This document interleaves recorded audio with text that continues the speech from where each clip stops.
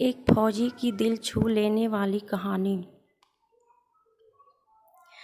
ये कहानी एक सैनिक की है जो वियतनाम में युद्ध के लिए गया था।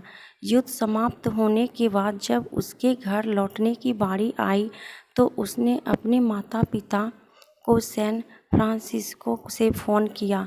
माँ और पिताजी, मैं घर आ रहा हूँ, लेकिन घर आने से पहले मुझे आपसे एक बात पूछनी है। मेरा एक दोस्त है जिसे मैं अपने साथ घर लाना चाहता हूँ। क्या मैं उसे ला सकता हूँ? बिल्कुल बेटा, यह भी कोई पूछने की बात है।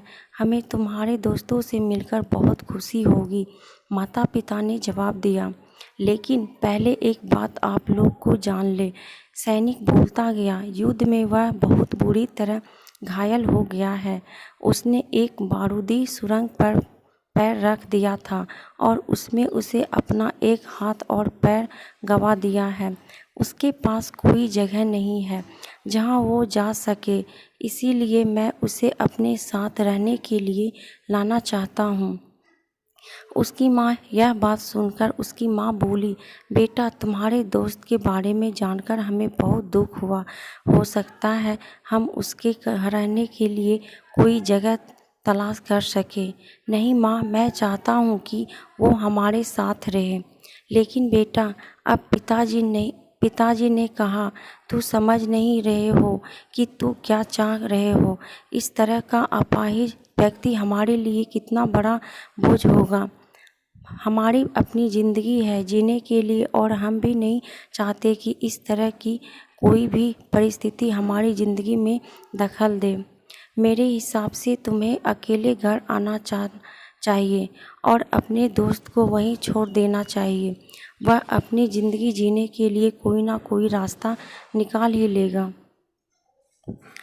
सुनकर उस सैनिक ने फ़ोन रख दिया। कुछ दिनों बाद उसके पिता माता को सैन फ्रांसिस्को पुलिस से एक संदेश मिला जिसमें उन्हें बताया गया कि उनके बेटे की एक बिल्डिंग से गिरकर मौत हो गई। पुलिस के हिसाब से यह एक सुसाइड केस था।